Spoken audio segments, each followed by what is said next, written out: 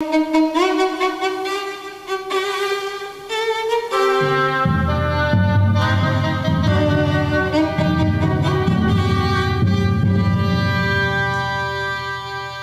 l'histoire intellectuelle de l'Occident, le Moyen-Âge reste une énigme. L'Europe, alors livrée aux barbares, tourne le dos à la pensée antique. Les traditions philosophiques et scientifiques grecques sont perdues. Puis, après une amnésie de 7 siècles, comme par miracle, ces traditions réapparaissent et irriguent à nouveau les grands débats intellectuels européens. Comment cette résurrection a-t-elle été possible ? Les trésors de la pensée antique n'ont-ils pas été, entre-temps, recueillis et développés ailleurs? C'est pour élucider cette énigme que Baghdad El-Nadi et Adel Rifat nous proposent un voyage à travers le temps. De la Mecque à Bagdad, du Caire à Fès, de Cordoue à Samarcande.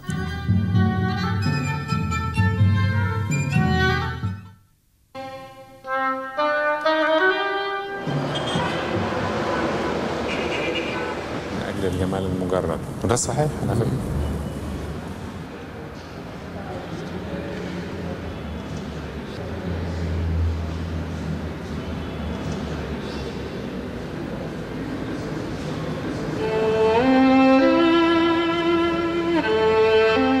Des centres médicaux existaient dans les grandes villes de l'Empire romain. On y soignait selon les préceptes d'Hippocrate, de Galien, de Dioscoride. Avec la fin de l'Empire, de nombreux érudits parlant grec ou syriaque, en particulier des chrétiens qui ont pratiqué dans ces centres, vont émigrer et s'installer surtout en Perse, emportant avec eux traités et manuels savants. La ville de Gundishapur, au sud-est de l'Iran actuel, devient un centre d'enseignement théorique lié à des pratiques cliniques où se rencontrent des savants de culture grecque, syriaque, perse, hindoue et hébraïque. Avec les premiers califes abbassides, l'islam hérite de tous ses savoirs. Al-Mansour, qui souffre de douleurs gastriques, appelle auprès de lui Ibn Jibraï, un chrétien qui pratiquait à Gundishapur. Le fils de ce dernier soignera Haroun al-Rachid. 12 autres membres de cette famille soigneront 8 générations successives de califes.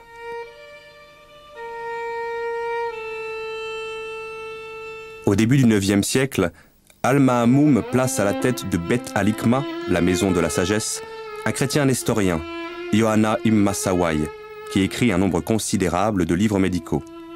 Unayn ibn Ishaq, un autre chrétien nestorien, le plus célèbre de ses élèves, a traduit en syriaque et en arabe la plupart des traités médicaux connus à son époque, dont la moitié des écrits d'Aristote.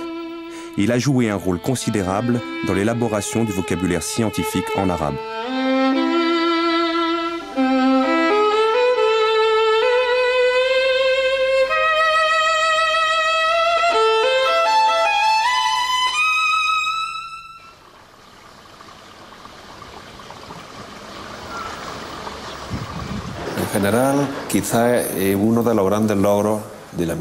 Peut-être que l'une des grandes réussites de la médecine arabe, c'est d'avoir su intégrer la médecine grecque et permettre sa diffusion jusqu'à la Renaissance. Ainsi, grâce aux Arabes, un grand pont de connaissances s'est établi entre le 8e et le 14e siècle. Ils ont eu cette curiosité de s'intéresser à la médecine grecque qu'ils ont assimilée et ensuite développée. Ainsi, grâce à eux, la Renaissance a pu découvrir la médecine de Galien, la médecine d'Hippocrate et la médecine gréco-romaine.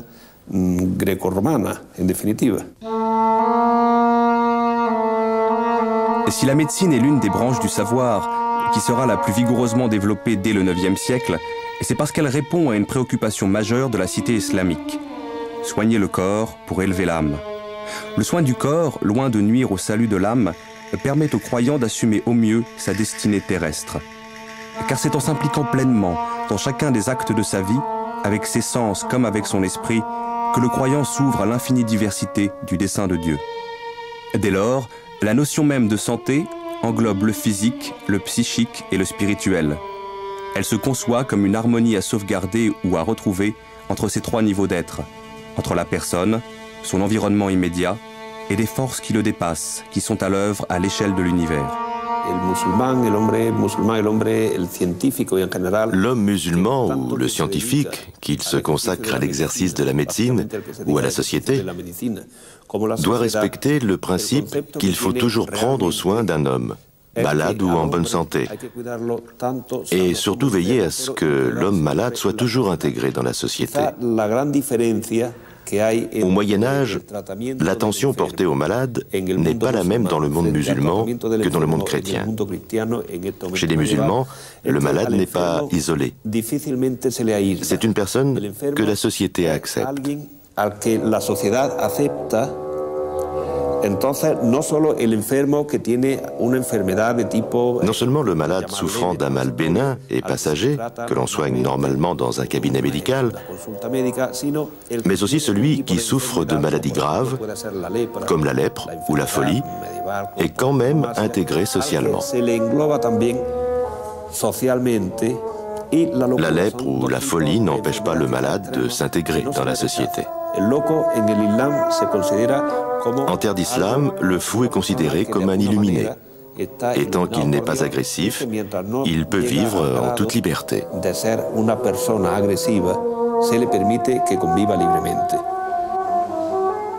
Une maladie, si vous voulez, pour un médecin arabe, c'est bien sûr un dysfonctionnement, mais ce dysfonctionnement doit être replacé toujours dans un individu en particulier et dans le monde dans lequel vit cet individu.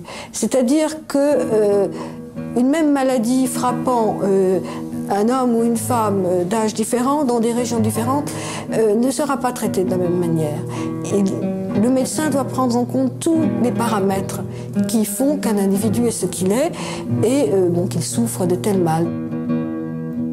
Les Arabes sont naturellement conduits à s'interroger sur les relations existantes entre le corps et l'âme. Quand la passion amoureuse devient maladie, ça veut dire que c'est une passion amoureuse contrariée. C'est le seul cas qui rend vraiment désespéré et malade. Donc il y a à la fois des symptômes physiques, un amaigrissement, le teint qui devient cireux, jaune, et puis des troubles mentaux, enfin, un désespoir, parfois même un délire, etc. C'est le lien entre l'âme et le corps et qui passe par le cœur. Les passions, les émotions sont véhiculées par ce qu'on appelle le pneuma vital qui siège dans le cœur.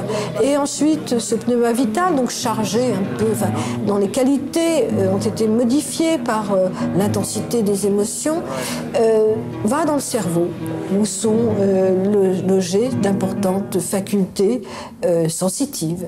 Et c'est ainsi que la passion amoureuse peut rendre malade.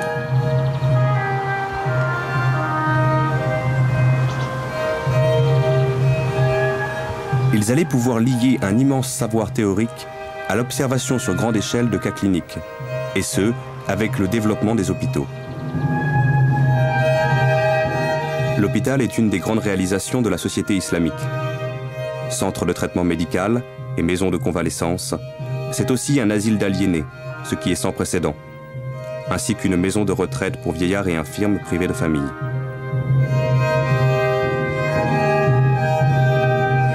C'est enfin un centre d'enseignement théorique et pratique de la médecine.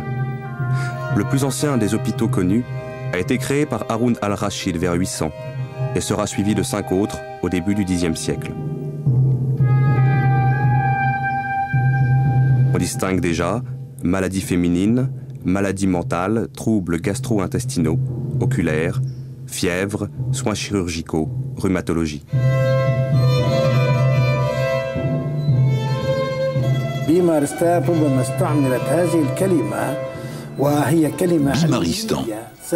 Ce mot a peut-être été utilisé. Il s'agit d'un mot scientifique ancien à une époque bien antérieure. Bimar signifie le malade. Stan signifie le lieu. Ainsi l'on dit aujourd'hui Ouzbékistan, Turkménistan, etc. Première partie de l'édifice, l'entrée. Selon les textes anciens, le malade entrait et était examiné par des médecins. S'il s'agissait d'une maladie simple, un médicament lui était administré, puis il rentrait chez lui.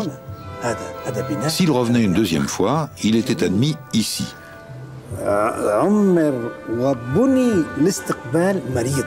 C'est un superbe bâtiment, très beau.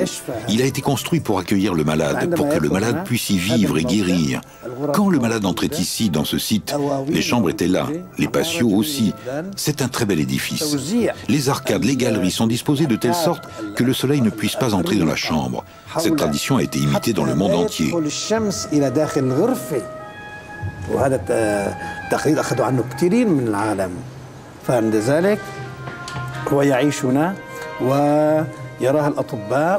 Le malade vivait donc ici, voyait les médecins, profitait du soleil, de l'air, mais il n'était pas en prison comme en Europe, où l'on mettait 5 malades dans le même lit et les lits dans une grande salle.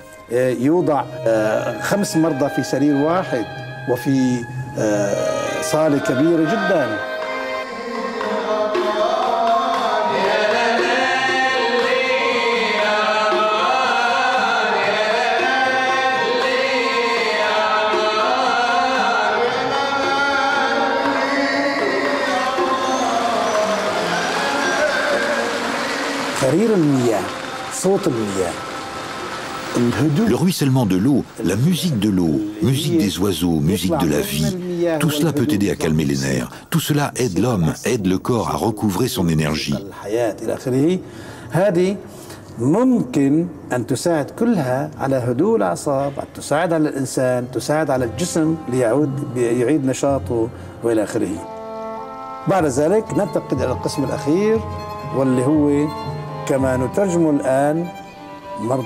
Nous passons à la dernière partie qui constitue l'équivalent de nos maisons de repos actuelles.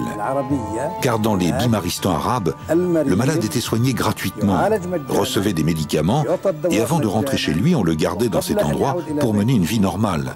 On lui donnait de l'argent et des vêtements propres.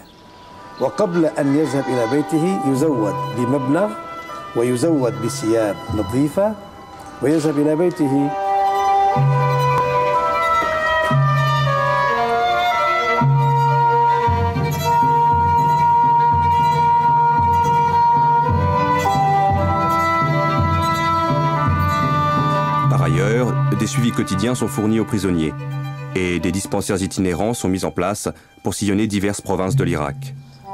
D'autres hôpitaux sont créés hors d'Irak, notamment au Caire, à Damas, à Kérouan et à la Mecque. Pour subvenir aux dépenses quotidiennes des bimaristans, les califes leur attribuent en général des biens, terres agricoles, boutiques, hammams, dont le revenu permet le fonctionnement régulier de l'établissement. La conception du bimaristan répond au devoir de charité prescrit par le Coran comme l'un des piliers de l'islam.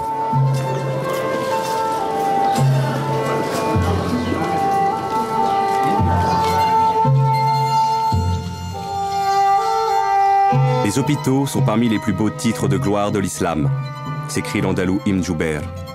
L'hôpital marque en effet de manière éclatante l'avance prise par la médecine islamique sur la médecine occidentale jusqu'à la Renaissance. Le diagnostic est un moment essentiel de la pratique médicale. Bien interroger le malade, écrit Al-Razi, est l'une des choses les plus utiles dont on ait besoin, après la connaissance parfaite de l'art médical. Le traitement des malades est consigné, souvent au jour le jour, par le médecin. C'est par la somme de leurs observations que les médecins font école, leurs disciples pouvant travailler selon leurs résultats et leurs conseils, transmis dans des ouvrages dont certains resteront pendant des siècles des références essentielles. Certains des livres qui ont exercé une influence déterminante, aussi bien dans le monde islamique que plus tard en Europe, sont dus à Al-Razi, plus connu sous le nom de Razès, dont le fameux Kitab al-Hawi témoigne d'une démarche clinique exemplaire. Il y reconnaît sa dette envers ses maîtres grecs, tout en les dépassant là où l'expérience directe lui permet de le faire.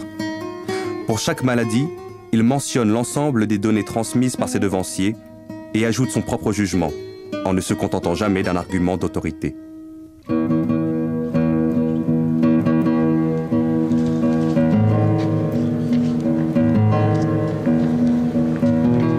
Les médecins viennent de toutes les régions de l'Empire. Ils voyagent, vont de la Mecque à Bagdad et de Cordoue à Samarcande, échangeant leurs expériences, enrichissant constamment leurs connaissances. Parmi les plus grands, outre Al-Razi, originaire d'Iran, Avicenne est né dans les steppes d'Asie centrale. Un musée lui est consacré, non loin de Boukhara, en Ouzbékistan. Il est universellement connu pour son canon de la médecine. Encyclopédie reconnue en Occident comme l'apogée et le chef-d'œuvre de la systématisation de la science arabe, et qui traduit au XIIe siècle en latin, dominera l'enseignement de la médecine en Europe jusqu'à la fin du XVIIe siècle. C'est une somme médicale cohérente et organisée, rassemblant une littérature hellénistique, byzantine et syriaque, jusque-là fragmentaire, avec une mise à jour des connaissances à partir de ses observations personnelles. Je dis que la médecine est la science qui étudie le corps humain, en tant qu'il est sain ou malade, dans le but de préserver la santé quand elle existe déjà et de la rétablir quand elle a été perdue.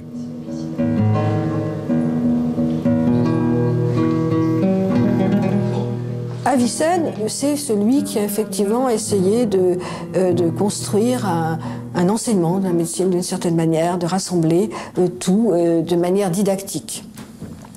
Et cette manière didactique se retrouve dans le plan de son canon, qui à première vue peut paraître un peu compliqué, mais une fois qu'on l'a assimilé, il est très pratique. Donc c'est un livre qui a lui-même 5 livres, chaque livre étant divisé de manière très subtile en sections et sous-sections.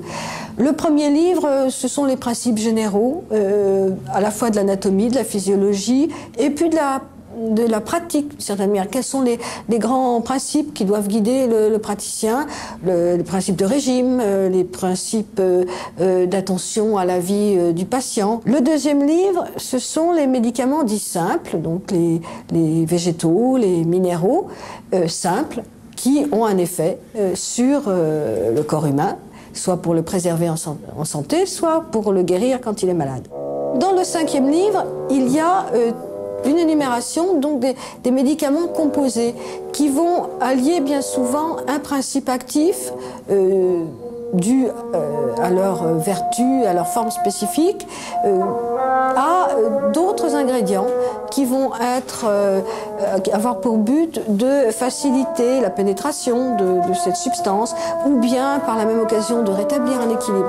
Donc les médicaments composés forment une partie très importante de la thérapeutique médiévale arabe.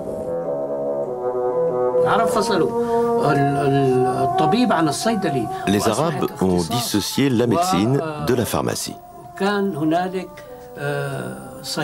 La pharmacologie devint avec eux une spécialité à part entière. Dès le XIe siècle, on trouvait des pharmaciens à Damas.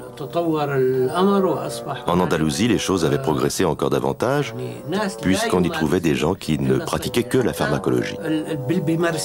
On cite dans un de ces bimaristans une pharmacie dirigée par un chef pharmacien, le cheikh des pharmaciens, ce qui suppose qu'il avait des aides pharmaciens. Là, nous n'avons pas de témoins face à nous de ce grand apport de la médecine arabe, mais qu'il ne faut pas négliger, qui est très important, qui est celui dans le domaine de la pharmacopée, des plantes. Et là, il y a vraiment un apport de différentes régions. Là, c'est la situation politique du monde arabe qui l'a favorisé. Il y a non seulement l'héritage grec, grâce notamment à la matière médicale de Dioscoride, qui était transmise en arabe très tôt, mais aussi des apports venant de l'Inde, d'Iran. Et donc il y a vraiment un accroissement considérable des connaissances en matière de botanique et de pharmacopée. À Cordoue, à la même époque, Aboul Qasim al-Zahraoui fait avancer la science de la chirurgie et des instruments chirurgicaux. Aboul Qasim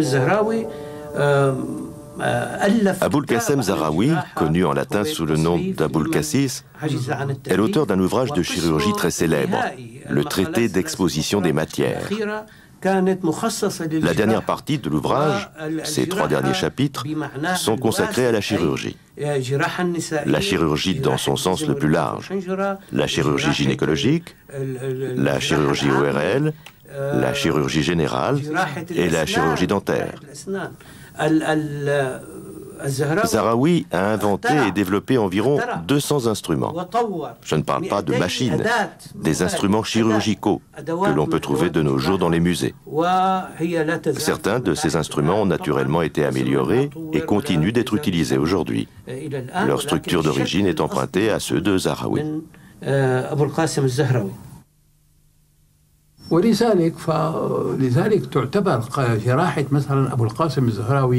L'art d'Aboul Qassem Zahraoui était à la pointe de la chirurgie de l'époque.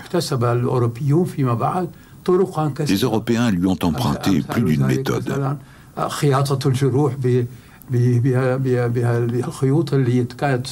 Comme par exemple la suture à base de fils, fabriquée à partir de boyaux d'animaux, considérés comme très résistants. Bien des techniques portant sur la chirurgie interne et externe restent valables.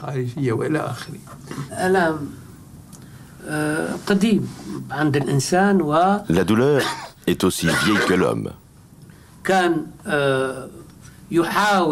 Ce dernier a toujours essayé d'expérimenter les herbes. Par expérience, il a pu découvrir un certain nombre de plantes analgésiques. Mais le fait est que ce sont les Arabes qui ont découvert l'éponge soporifique, à savoir l'anesthésie pendant les opérations chirurgicales.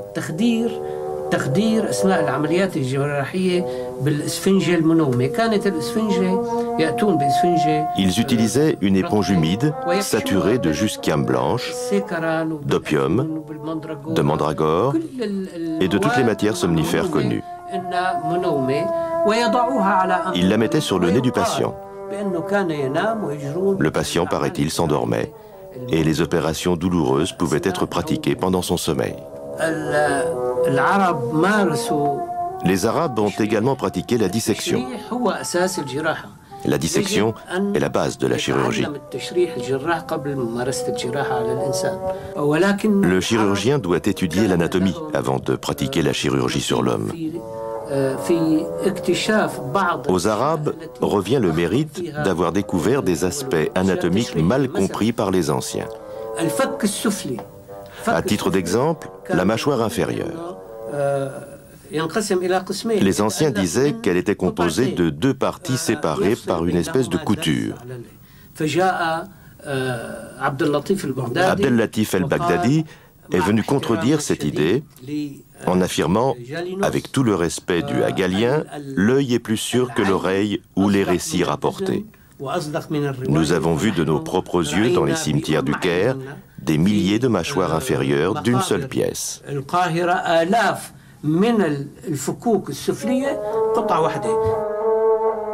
Ibn Nafis a quant à lui découvert la petite circulation sanguine. Il a contredit les propos d'Avicenne et de Galien, selon lesquels, entre les deux ventricules, se trouve une ouverture.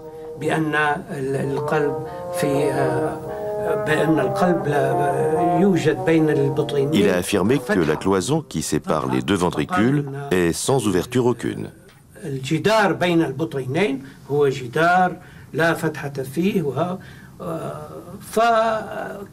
Bien d'autres erreurs ont été rectifiées par ces médecins. Nous voudrions revenir à la dissection. Était-elle soumise à des contraintes particulières? Et si oui, comment les Arabes les ont-ils dépassées? Bien entendu, il y avait des contraintes. Il y avait des puritains qui refusaient la dissection. Mais les médecins étaient une classe privilégiée, proche du savoir et du sultan. Alors ils passaient outre et disséquaient quand même. Comment Ibn Nafis aurait-il pu savoir que la cloison entre les deux ventricules est sans ouverture s'il n'avait pas pratiqué la dissection et constaté la chose de visu? La médecine est peut-être la discipline où l'Europe accuse le plus grand retard par rapport aux Arabes. La chirurgie mit longtemps, mais commença à s'imposer en Europe malgré les résistances d'origine religieuse au XIIIe siècle. Les croisades, où de nombreux blessés furent soignés par des Arabes au moyen d'interventions chirurgicales, y furent peut-être pour quelque chose.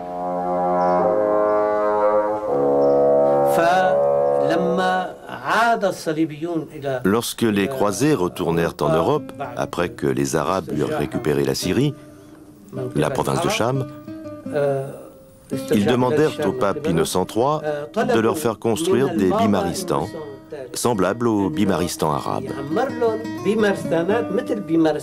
Contrairement au bimaristan, où l'on s'efforce de guérir le patient en lui offrant des soins personnalisés, les hôtels-dieux d'Occident se contentaient de rassembler les malades sans avoir les moyens de leur procurer de véritables soins médicaux.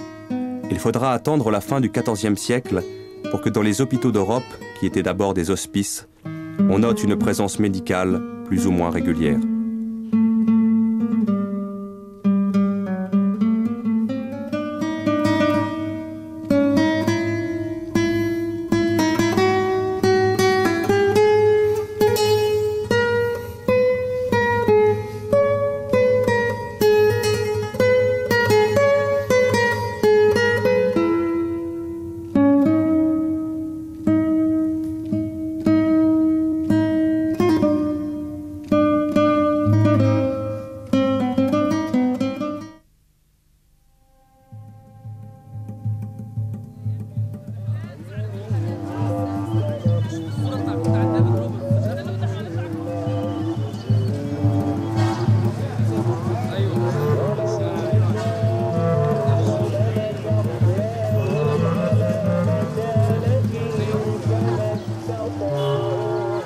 En passant du paganisme au monothéisme, puis de l'univers tribal à l'administration d'un immense empire, les Arabes ont vécu en l'espace de quelques brèves décennies un formidable bouleversement dans leurs repères. Dès la deuxième moitié du 7e siècle, ils affrontaient des défis qu'ils n'avaient pas imaginés, à une échelle totalement nouvelle pour eux.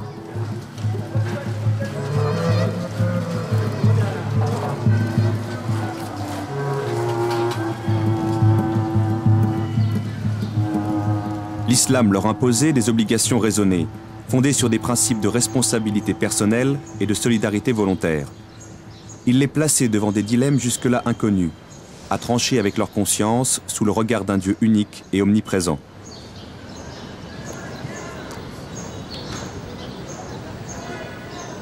Chaque croyant était incité à connaître la parole de Dieu, éclairée par les enseignements du prophète, pour s'en inspirer dans la conduite de sa vie.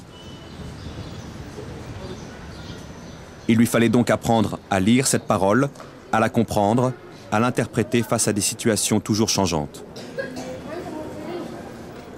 L'islam exhortait ainsi tout naturellement le croyant à un effort de recherche et de raisonnement personnel. Assalamu alaikum wa rahmatullahi wa barakatuh. Ismi Muhammad Zakaria Zain al-Abidin, talib Indonesia. Ana عايد في مصر 5 سنين ودلوقتي على الحمد لله في سنة أولى أصول الفقه واخترت الأزهر بالدراسة يعني كما قال رسول الله صلى الله عليه وسلم اطلبوا العلم ولو بالسين يعني. Dès le lendemain de la mort du prophète, en 632, les musulmans ressentent le besoin urgent de collecter et de coucher par écrit ses paroles, d'après les témoignages directs et indirects de tous ses compagnons.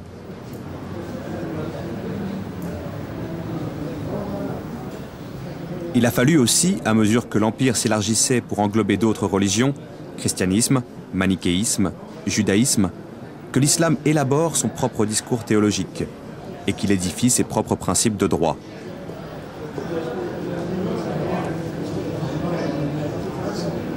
Cette immense entreprise qui posait les fondements même de la cité musulmane ne s'est pas faite dans des cadres dictés par l'autorité politique.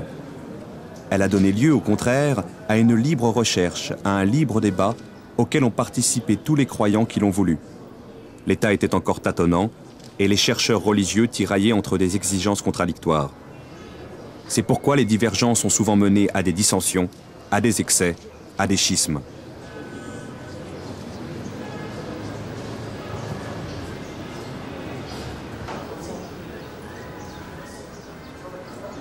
Mais peu à peu allait se détacher un réseau de chercheurs reconnus pour leur sérieux, les oulémas ou docteurs. Dans une société qui cherchait encore ses repères, de plus en plus de gens allaient s'en remettre aux oulémas, pour qu'il leur trace des lignes de conduite privées et publiques accordées à l'esprit de l'islam. Bismillah ar-Rahman ar-Rahim. السؤال الزواج الشرعي الصحيح وكيف أن الإسلام أعطى للمرأة حقها ولم يضيعها فكما أوجب للمرأة حقوق كذلك أيضا أوجب للرجل حقوقا على المرأة. المرأة في الإسلام L'uléma dans le monde islamique, et plus particulièrement dans Al-Andalus, représente une figure propre au monde arabe. D'une part, il est le gardien d'un savoir religieux.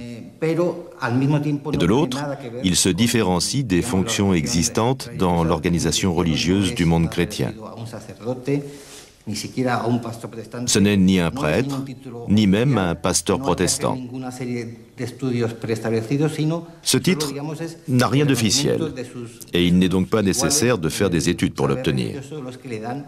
Afin de devenir ouléma, il suffit juste que ses semblables lui reconnaissent un certain savoir religieux.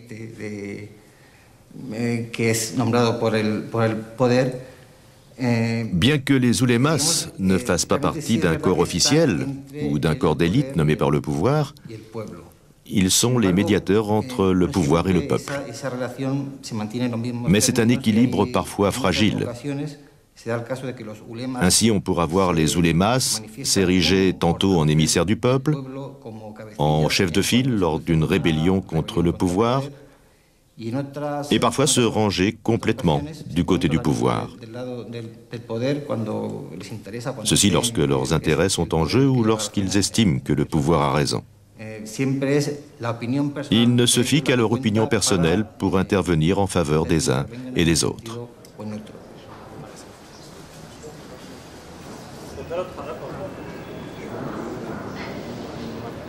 L'autonomie des oulémas explique les liens étroits qu'ils tissent avec les populations. Elle explique également la méfiance, voire l'hostilité ouverte entre certains d'entre eux et les princes qui se voient censurés au nom de la religion.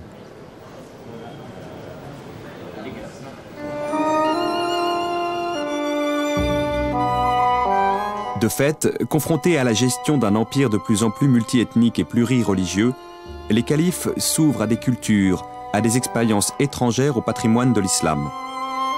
Et pour ce faire, ils s'appuient sur une élite de clercs et de lettrés non religieux qu'ils encouragent à puiser dans les savoirs perses, indiens et grecs.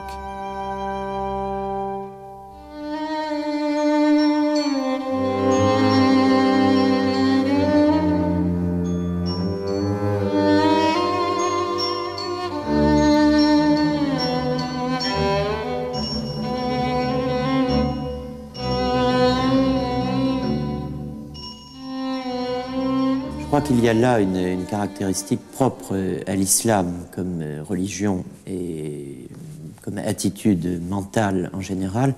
Et d'autre part, cette caractéristique se rencontre avec les nécessités de l'organisation d'un territoire vaste, presque immense, qui a été conquis par l'islam. Comment gérer de tels espaces, de tels territoires? On peut le faire par la violence, on peut le faire par le silence des minorités soumises, on peut le faire par le plaquage d'une culture ou d'une non-culture sur les cultures antérieures. Ici, au contraire, les choses se font, là encore, je crois que c'est un phénomène tout à fait singulier dans l'histoire humaine, par les échanges mutuels, mais aussi, j'employais le mot d'acculturation, par une espèce d'imprégnation confiante, sereine, la mentalité, des mentalités du conquérant par les savoirs et les mentalités du conquis. Il s'agit en fait, et tout bonnement, de la construction d'une culture plurielle grâce à la philosophie et à la science, par la coexistence entre la science et le religieux. Au IXe siècle, le calife Al-Ma'amoun lance à partir de la Maison de la Sagesse le formidable mouvement de traduction qui se prolongera tout au long du siècle. Il accueille non pas une sélection des ouvrages grecs, non pas la seule logique d'Aristote, mais l'héritage philosophique grec dans son ensemble. Il prend tout Aristote, sa logique, sa physique et sa métaphysique. Mais il prend aussi le Platon que l'on connaît à l'époque à travers l'école néoplatonicienne, c'est-à-dire une science, une sagesse et même un au-delà de la sagesse, un véritable mysticisme. L'événement est sans précédent dans l'histoire de l'humanité. Une religion conquérante, parvenue au faîte de sa puissance, accueille librement en son propre sanctuaire une autre vision du monde qui se place nécessairement en concurrence avec elle.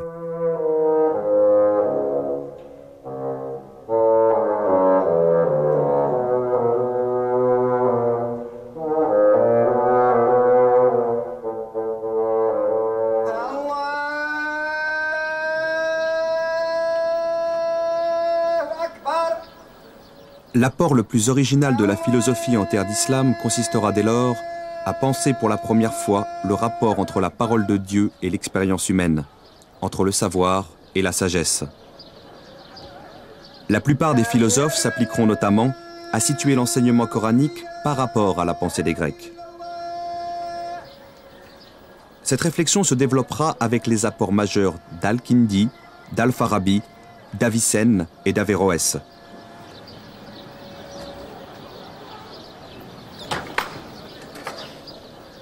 Elle se fondera sur la distinction entre deux modes de connaissance, celui des prophètes et celui des philosophes. Le prophète accède à la vérité par une grâce divine, par une illumination. Le philosophe peut y accéder beaucoup plus difficilement, à travers une expérience fondée sur le message de ses sens et éclairée par sa raison.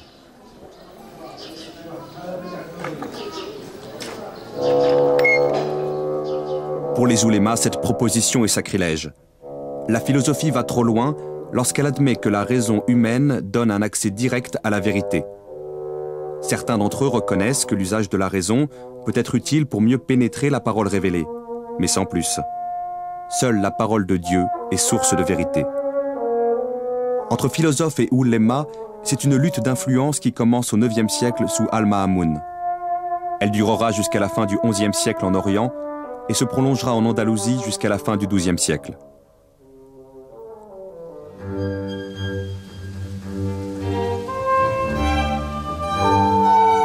Pendant ces 4 siècles, la philosophie fait des pas de géant. Au Xe siècle, Al-Farabi, originaire du Turkestan, a mis en place un tableau général des sciences. L'université médiévale européenne, qui naîtra 3 siècles plus tard, en fera la base incontournable de ses cursus scientifiques. Après Al-Farabi vient Ibn Sina, 980-1037, originaire d'Ouzbékistan. Il a vécu en Asie centrale, puis à Ispahan.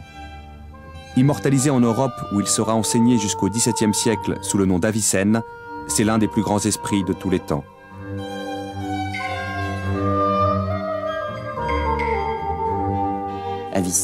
Avicenne a traité toutes les questions qu'avait traitées Aristote. Il a réexposé la science aristotélicienne, n'a pas fait de commentaires. C'est quelqu'un qui fait ce qu'on appelle des paraphrases, c'est-à-dire qui réexpose en son nom propre, en fondant les matériaux dans sa propre écriture et en les intégrant à sa propre réflexion. C'est quelqu'un qui aborde tous les problèmes et il propose des solutions nouvelles. Il le fait dans le domaine de la métaphysique. Tout le monde connaît Sartre, on connaît l'existence précède l'essence, on connaît l'existentialisme, mais bien avant l'existentialisme, il y a eu un essentialisme et une théorie qui disait que l'essence précédait l'existence, la fondait et l'expliquait entièrement. Cette doctrine a été formulée par Avicenne, elle a dominé d'ailleurs toute la philosophie, quasiment jusqu'à Sartre. Alors après tout, ça n'est pas mince. Avicenne a fondé la psychologie scientifique. Tout le monde connaît Descartes, on connaît le dualisme cartésien. Qu'est-ce que le dualisme cartésien?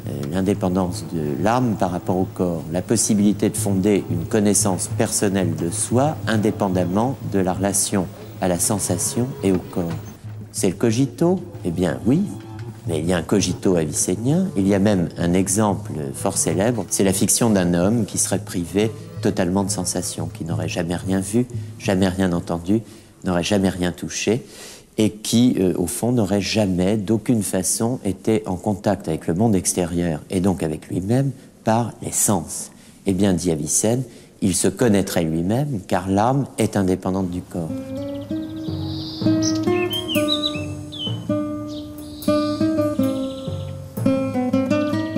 Au XIIe siècle, les grandes figures de la philosophie ne se trouvent plus en Orient, mais en Andalousie. 3 noms se détachent tout particulièrement. Ibn Bajjah, Ibn Tufail et Ibn Rushd, c'est-à-dire Averroès.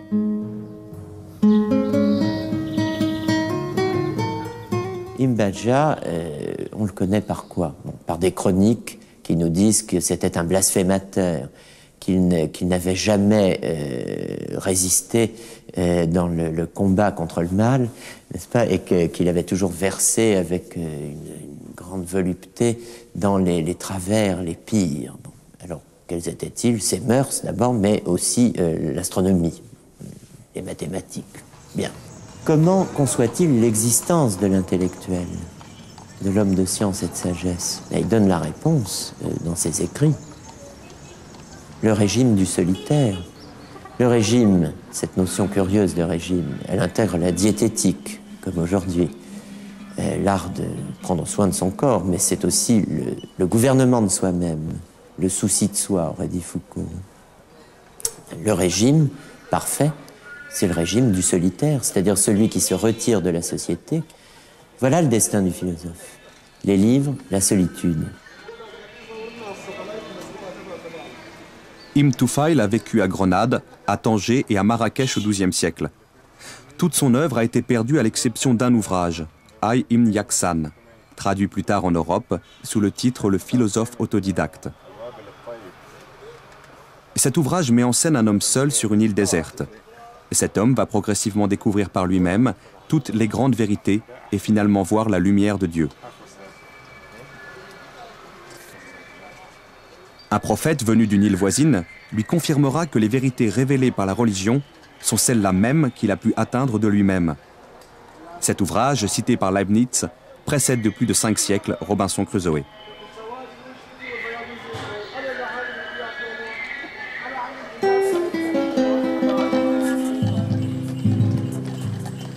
Averroès est né à Cordoue en 1126. Il meurt en exil au Maroc en 1198. Il apparaît, un siècle après Avicenne, comme un autre géant de la pensée universelle. À la fois philosophe et juriste musulman, il a exercé les fonctions de grand cadi, grand juge, aux côtés du sultan Ya'aqoub al-Mansour, dont il fut un proche confident et à la demande duquel il rédigea ses fameux commentaires d'Aristote. Averroès, bien sûr, il est connu comme le commentateur d'Aristote. Il a rendu Aristote intelligible, ce qui n'était pas une mince affaire, mais c'est aussi quelqu'un qui a posé des questions très précises, comme celle du rapport entre religion et philosophie, religion et sagesse dans un espace entièrement dominé par la charia.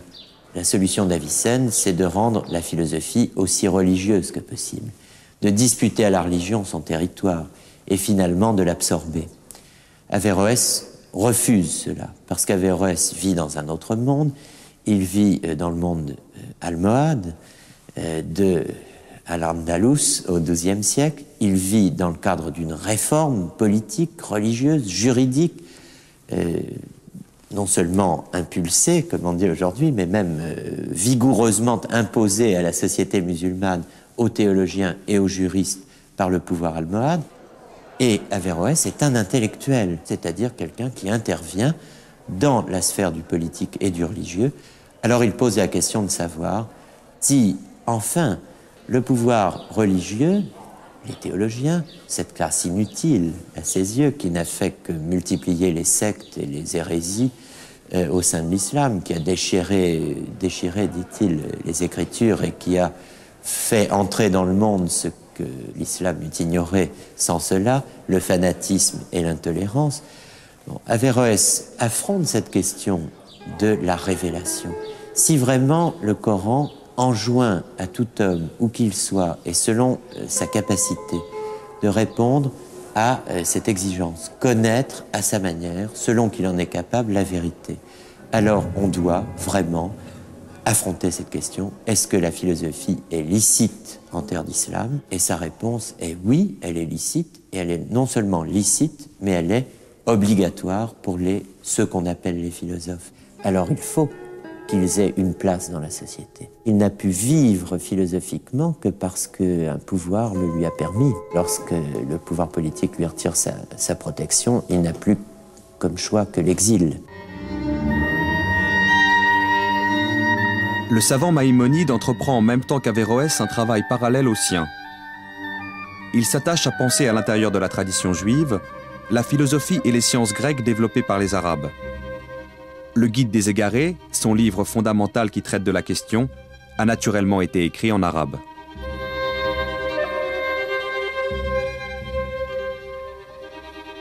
Maïmonide est, dans le monde juif en tout cas, une des figures les plus célèbres, les plus connues, une figure à la fois rabbinique et scientifique et philosophique.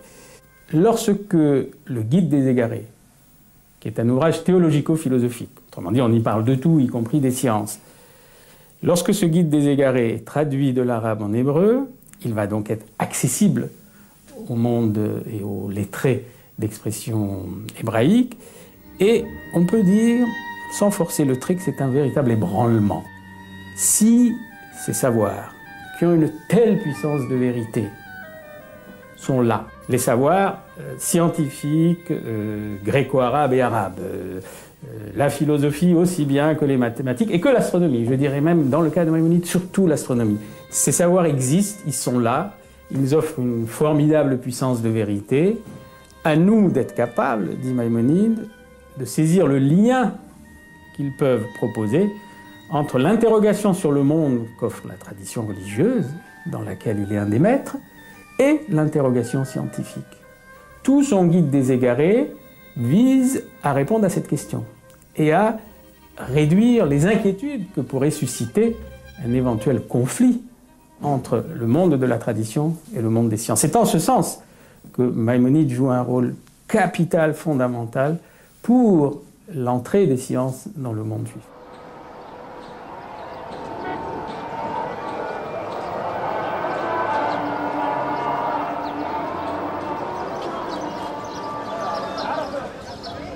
D'Al-Kindi à Averroès, au cours des 4 siècles de production philosophique en terre d'islam, s'est ainsi peu à peu affirmée une figure inédite, celle de l'intellectuel. Qu'est-ce qu'un intellectuel? C'est quelqu'un qui a à affronter la question suivante: est-ce que science et sagesse sont incompatibles? À l'époque d'Ibn Bajjah, à celle d'Ibn Tufayl, à celle d'Ibn Rushd, on peut parler d'intellectuels parce qu'on a affaire à des hommes de science qui maîtrisent véritablement la totalité du savoir scientifique disponible de leur temps. On a affaire à des hommes qui pratiquent ce savoir, qui ne sont pas seulement des érudits, et on a affaire à des gens qui, du même coup, attendent une transformation profonde de leur être individuel, de leur être moral, de leur être spirituel, par cette accumulation des connaissances, par ce travail scientifique. Alors, ils ont en commun cette volonté de non seulement concilier science aristotélicienne la plus dure et sagesse, mais de montrer que l'une conduit à l'autre. La science conduit à la sagesse.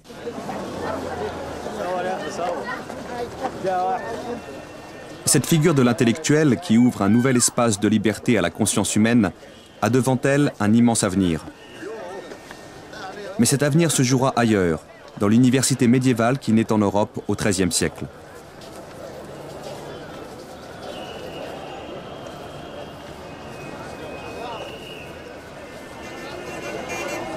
Au même moment, en terre d'islam, la confrontation historique entre les philosophes et les oulémas prend fin. La parole des philosophes s'est tue en même temps que commençait à basculer le rapport entre le monde musulman et le monde chrétien.